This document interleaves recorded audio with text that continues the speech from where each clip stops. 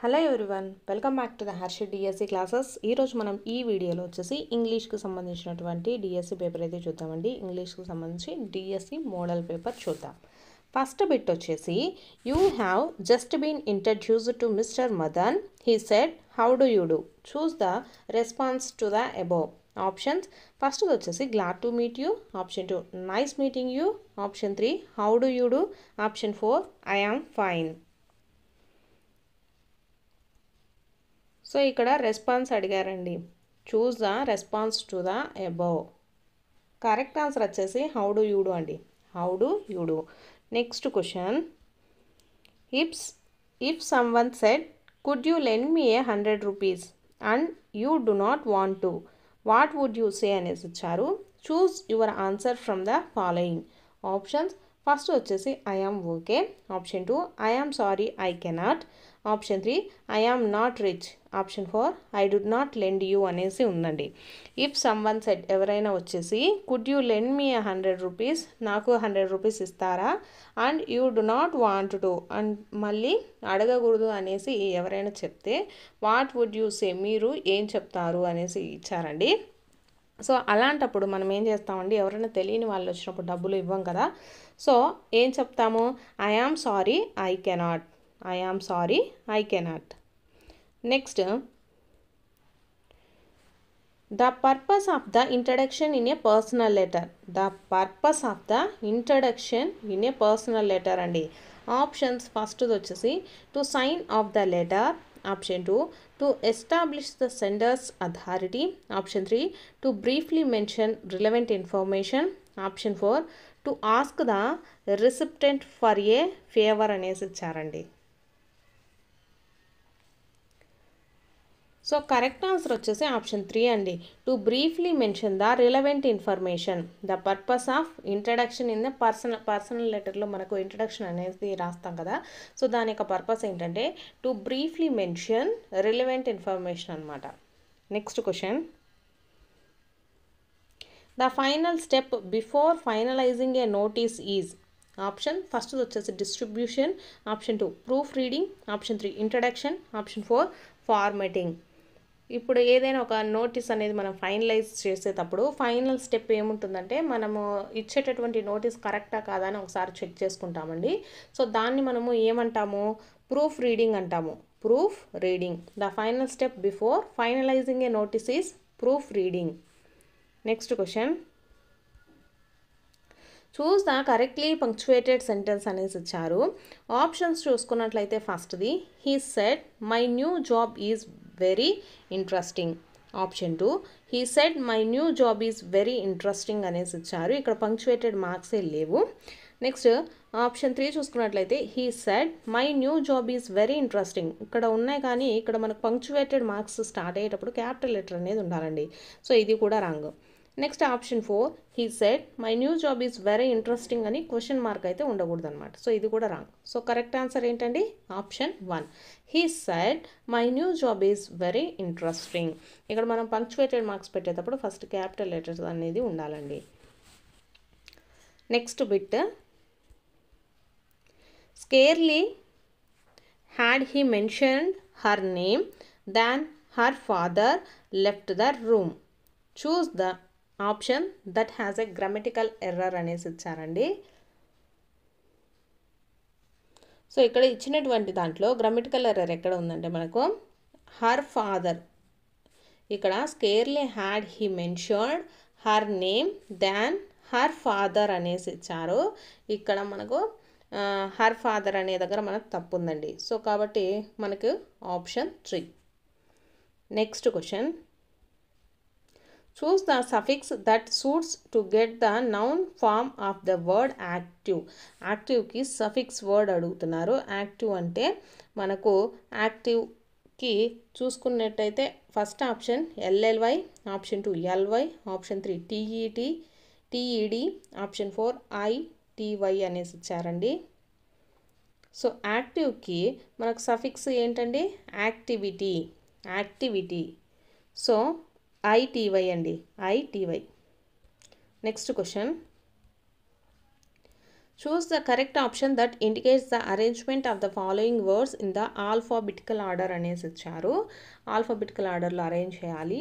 Options first వచ్చేసి quantities, తర్వాత queue, qualities, questionnaires అనేసి ఇచ్చారండి.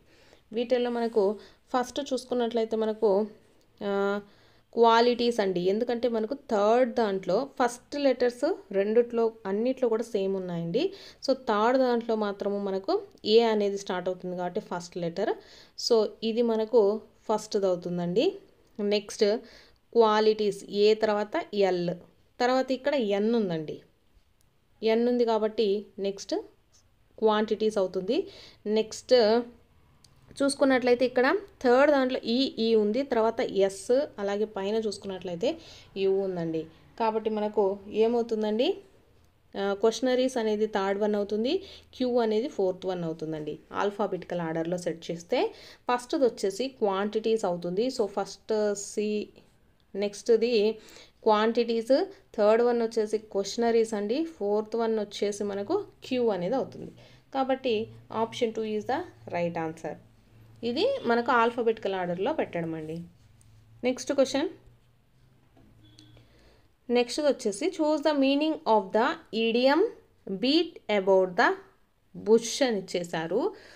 ఫస్ట్ది serious decision, option 2 move away, option 3 avoid talking directly, option 4 most important.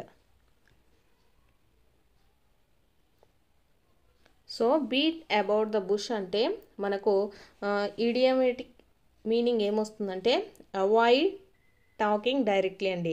Avoid talking directly. Next question, the rocket blasted of at mid night. Choose the meaning of the underline part in the above sentence అని ఇచ్చారు. So blasted of అని అంటే దానికి meaning ఏంటి అని అడుగుతున్నారు.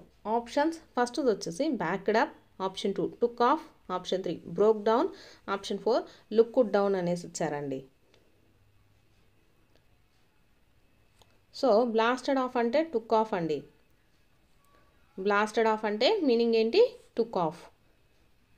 Next question, choose the correctly spelt word అనేసి ఇచ్చారు.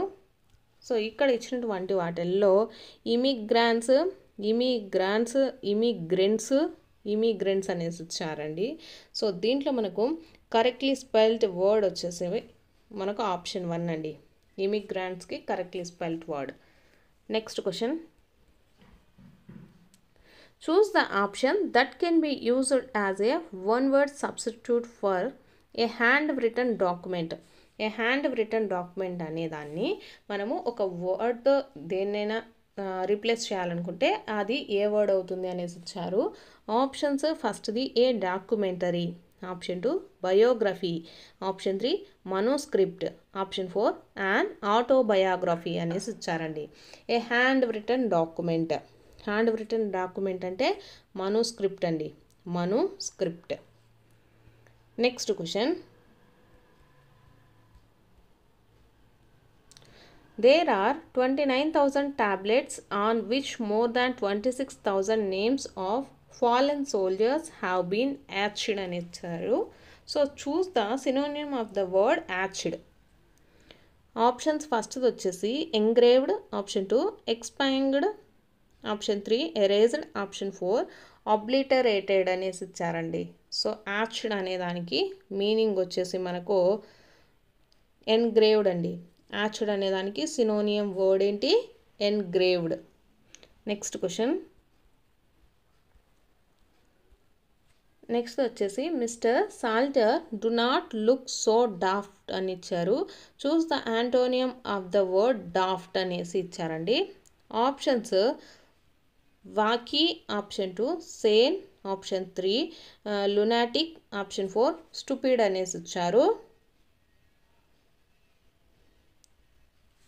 సో కరెక్ట్ ఆన్సర్ వచ్చేసి సేన్ అండి. డాఫ్ట్ అంటే తెలివి తక్కువతనంగా చూడటం, సేన్ అంటే తెలివి అనేసి అర్థమైతే వస్తుందండి. సేన్ అంటే అర్థం ఏంటి, తెలివి. డాఫ్ట్ అంటే తెలివి తక్కువతనంగా అండి. So option 2 is the right answer. Next question, he is the best man. Choose the correct option that fits the blank అనేసి ఇచ్చారు. ఫస్ట్ది on the earth, option 2 in the earth, option 3 on earth, option 4 in earth అనేసి ఇచ్చారండి. He is the best man on earth అండి. He is the best man on earth. Next question. On అంటే మీద అండి, భూమి మీద. ఆన్ ద ఎర్త్, ద అనేది రాదండి ఎర్త్కి, కాబట్టి ఆన్ ఇన్ అంటే లోపల అని కాదు. సో కాబట్టి ఇక్కడ మనకు ఆన్ అనేది కరెక్ట్ ఆన్సర్ అవుతుంది. He is the best man on earth. Next question. Sindhu was decided dash her job. ఇక్కడ choose the preposition that fits the blank. ఫస్ట్ది వచ్చేసి by, option 2 for, option 3 with, option 4 2 అనేసి ఇచ్చారు. So Sindhu was decided to her job అండి. Sindhu was decided to her job. So option 4 is the right answer. Next question. Choose the sentence that contains the past perfect tense అండి. Past perfect టెన్స్లో ఉండేటటువంటి sentence ఏది అనేసి అడుగుతున్నారు. So ఇక్కడ చూసుకున్నట్లయితే మనకు first option when I reached the station the train has left. Option 2 when I reach the station the train will leave. Option 3 when I reached the station the train had left. Option 4 when I am reaching the station the train is left అనేసి ఇచ్చారు. So ఇక్కడ ఉన్న వాటిల్లో మనకు correct past perfect tense వచ్చేసి option 3 అండి. When I reached the station the train had left అంటే already train వెళ్ళిపోయిందనమాట నేను పోయేసరికి అనేసి అర్థం వస్తుంది. కాబట్టి when I reached the station the train had left. Next question. Rani look at those dark clouds. Ravi I think it dash rain అనేసి ఇచ్చారండి. చూస్ the option that fits the blank. ఫస్ట్ది వచ్చేసి is raining, option 2 is going to rain, option 3 is rained, option 4 will raining అనేసి ఇచ్చారండి. Correct answer వచ్చేసి ఇక్కడ ఏమిచ్చారు, look at those clouds. I think it, I ఇంకా మనకు రెయిన్ అనేది ఈజ్ రైనింగ్ అంటే ఆల్రెడీ స్టార్ట్ అయినట్టు, ఈజ్ రైన్డ్ అంటే ఆల్రెడీ అయిపోయినట్టు, విల్ రైనింగ్ అంటే ప్రస్తుతం జరుగుతూ వర్షం పడుతూనే ఉన్నట్లు. సో ఇక్కడ ఈజ్ గోయింగ్ టు రైన్ అవి చూడడానికి ఎలా ఉన్నాయంటే వర్షం పడేలాగా ఉన్నాయన్నమాట. Is going to rain. So option 2 is the right answer. Next question. Penny said to Jodie will you be back before dinner. Penny said to Jodie will you be back before dinner. Choose the reported speech of the sentence above అనేసి ఇచ్చారండి. Reported speech అనేది మనం రాయాల్సి ఉంటుంది. So ఇక్కడ చూసుకున్నట్లయితే first option Penny told Jodie when will he be back before dinner. Option 2 Penny asked the Jodie if he had would be back before the dinner. Option 3 Penny said if Jodie will come back for dinner. Option 4 Jodie asked Penny if she would be back before dinner అనేసి ఇచ్చారండి. So correct answer ఏమవుతుందండి మనకు ఇక్కడ reported speech of the above sentence వచ్చేసి option 2 అండి. Penny asked the Jodie, Penny said to Jodie కదా, ఇక్కడ asked. Penny asked Jodie if he would be back before dinner. Next question. I dash to go and sit on the back bench. Choose the option that is APT to fill in the blank అనేసి ఇచ్చారండి. ఫస్ట్ది have asked by, option 2 am asked by, option 3 is asked, option 4 was asked అనేసి ఇచ్చారు.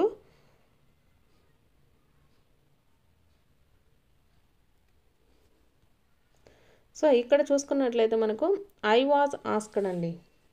I was asked to go and sit on the bank bench. Next bit.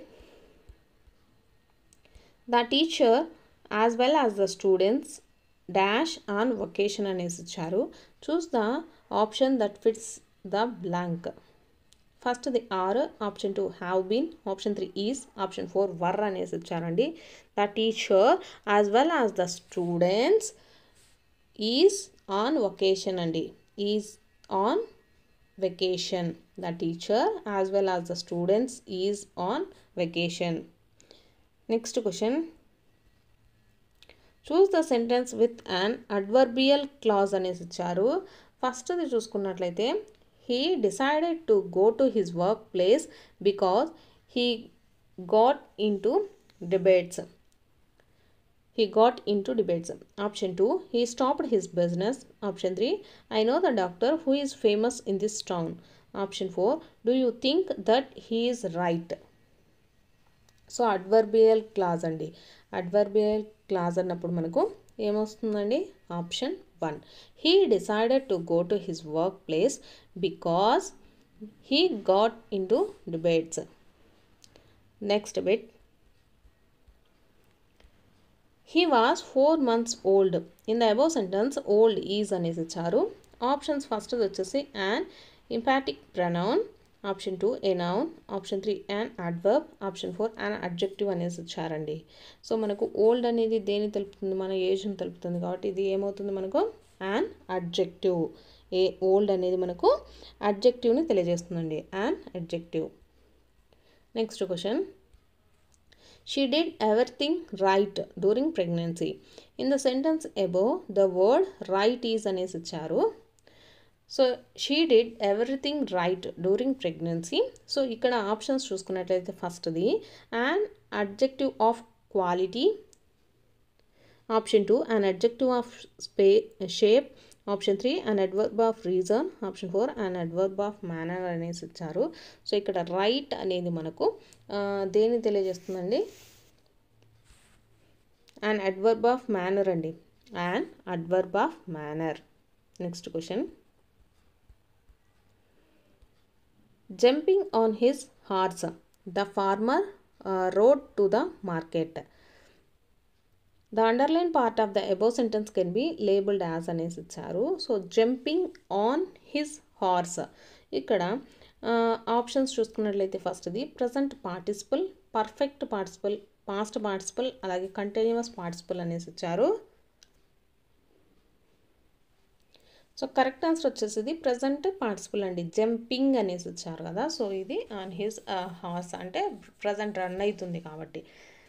The farmer rode to the market. So present participle అనేది అవుతుందండి, jumping on his horse. Next question, linking words helps us in many ways in writing. Firstly, they helps us in presenting our ideas in a meaningful way. In the above sentence, the linker firstly is used అనేసి ఇచ్చారు.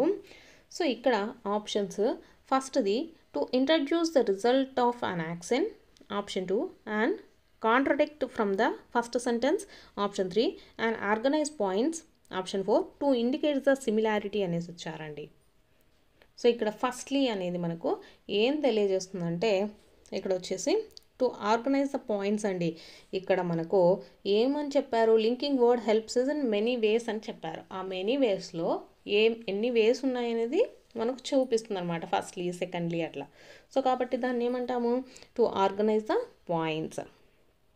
Next question, I finish my project work several days dash the deadline అనేసి ఇచ్చారు. Choose the preposition that fits the blank. Option ఫస్ట్ది ahead of, option 2 in place of, option 3 by means of, option 4 in addition to అనేసి ఇచ్చారండి. So correct answer వచ్చేసి option 1 ahead of అండి. I finish my project work several days. Ahead of the dead line అంటే మనకు dead line అయిపోకముందే ఆ అమ్మాయి అయితే finish చేయడం జరిగింది. I finished my project work several days ahead of the deadline. Next bit, you may leave this place now.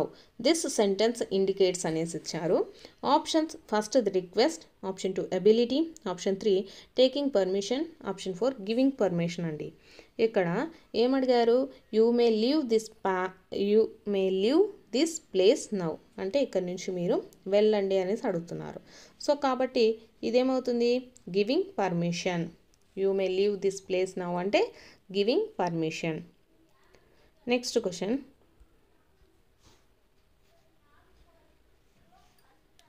ఇక్కడ వచ్చేసి మనకు ఒక ప్యాసేజ్ అయితే ఇచ్చారండి.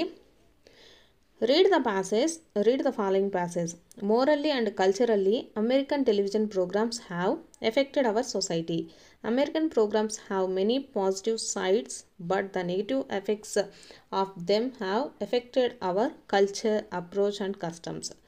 The main concern raised about the influence of American television program is అనేసి ఇచ్చారు. Options చూసుకున్నట్లయితే first ఏంటి, their lack of entertainment value. Option 2, their positive impact on cultural values. Option 3, their negative effects on social norms and customs. Option 4, their educational content అనేసి ఇచ్చారండి. So ఇక్కడ మన question ఏంటి, the main concern raised about the influence of American television programs is, దానివల్ల మనకు problem ఏంటి అంటే their negative effects on social norms and customs. కాబట్టి option 3 is the right answer అండి. Next question, Indians have been influenced by dash sides of American TV programs అనేసి ఇచ్చారు. Options first వచ్చేసి both positive and negative. Option 2 unchanged. Option 3 positive. Option 4 negative అనేసి ఇచ్చారండి. So ఇక్కడ ఏమని ఇచ్చారు మనకు, American programs have many positive sides but a negative aspects of them have affected our culture, approaches and customs అనేసి ఇచ్చారండి. So ఇక్కడ ఏమున్నాయి మనకు, పాజిటివ్ ఉన్నాయి అలాగే నెగిటివ్ కూడా ఉన్నాయి. కాబట్టి ఆన్సర్ ఏమవుతుంది, both positive and negative. So ఇవి వచ్చేసి మనకు ఇంగ్లీష్కి సంబంధించినటువంటి ప్రాక్టీస్ బిట్స్. మీకు కనుక వీడియో నచ్చినట్లయితే తప్పకుండా లైక్ చేయండి, సబ్స్క్రైబ్ కూడా చేసుకోండి.